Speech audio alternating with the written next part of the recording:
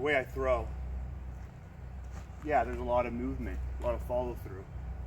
So when I throw, you can kind of give yourself a position to run away. This has been said before by Jason Johnson. When he throws, he can give himself that option to turn and use that momentum to take another position or run away. When it comes to a combat type throw, you have to take in consideration what's going to happen after your throw. What are you going to do when your throw doesn't work? Does it leave you open? Does it give you options to move, get another throw? Sometimes when you throw and your hand's moving, you can have another knife on the side of you in a sheath. So after that throw, you can grab another knife very quickly. So you can kind of customize where you're putting your sheath on your body based on how you're throwing. When you're throwing a knife, it can be used in a combat scenario. You want to hit all those triggers, the power, you want to have speed, and you want to have accuracy. Now you take those, then you go beyond that. So the versatility would go to movement. How's your body movement? How are you going to retreat? How are you going to deploy a second attack? That has to be explained in a lot of people who say, this is a combat throw. Why is it a combat throw? Show us if you're able to use that in a whole lot of different movements and scenarios rather than just standing still and throwing. Again, who is going to be standing still in a stationary position throwing their knife before or after? And do you need to get in that position to throw? Or can you throw from sitting, lying down, standing, jumping, running, turning around a tree, around cover?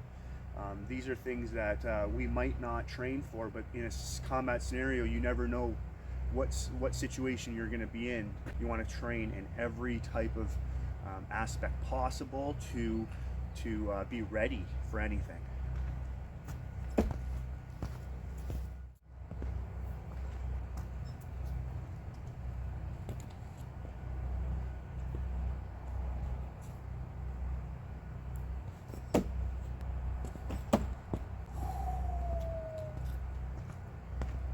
I also like throwing the way I do because I actually am not standing in the same position I threw. The attacker doesn't know where you're going.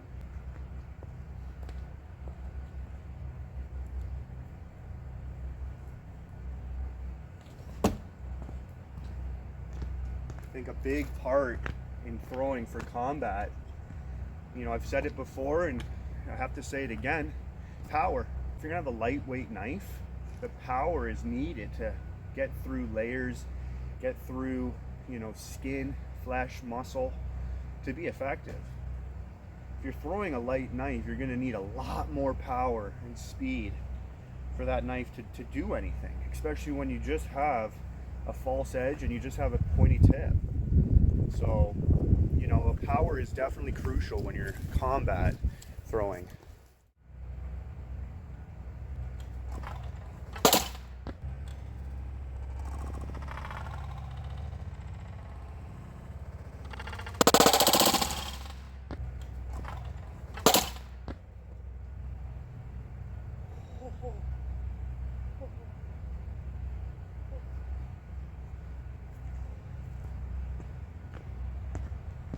That went through like butter. That was such a smooth can pin.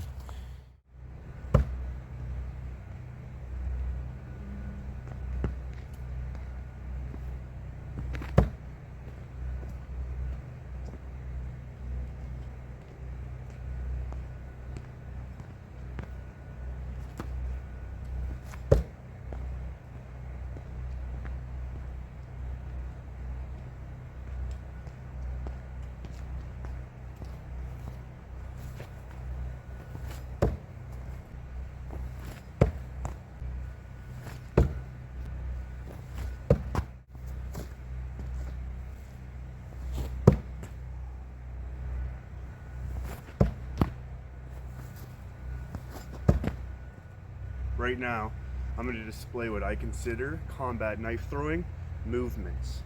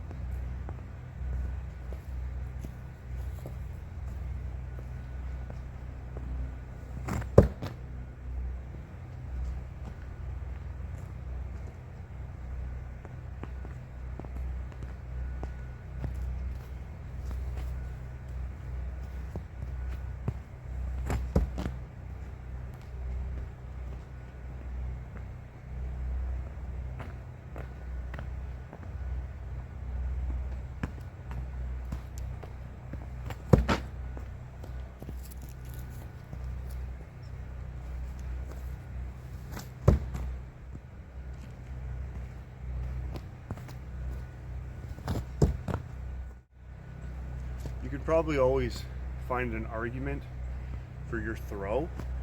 Referring to is standing in a stationary position and throwing your knife and saying that's a combat knife throw. I'll let you have it as long as you can throw it and it can stick. Great, you got an effective way of defending or distracting your enemy. What I consider more combat effective is not limiting myself and giving me, quicker transitions to the next move, the next decision I have to make. And I want to be versatile in my throw. So I want to be able to throw no matter what. I kind of went over a lot of this before. If you want to check out my YouTube channel, Coolest Weatherman, you can see me talk there about combat knife throwing. Situations like when your knife's wet, it's cold, it's hot, you're tired, while you're running, while you're jumping, while you're lying down, while you're behind cover.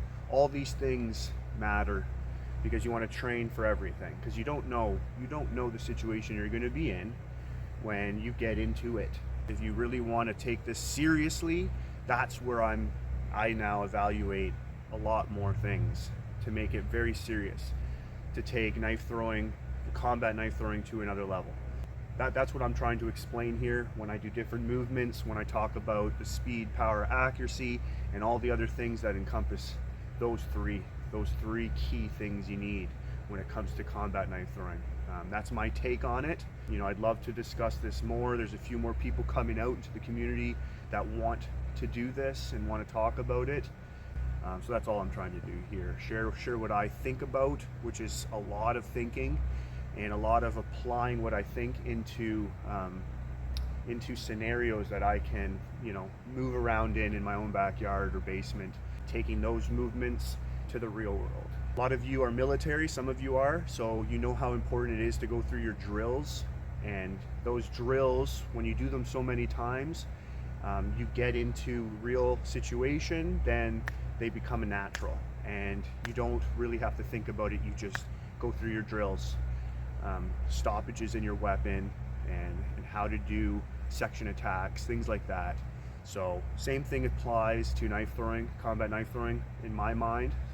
And I think that is important when it comes to this type of topic. I'd like to hear again more people what they think about this. Take it seriously, explain yourself, where you're coming from and why you think it's effective.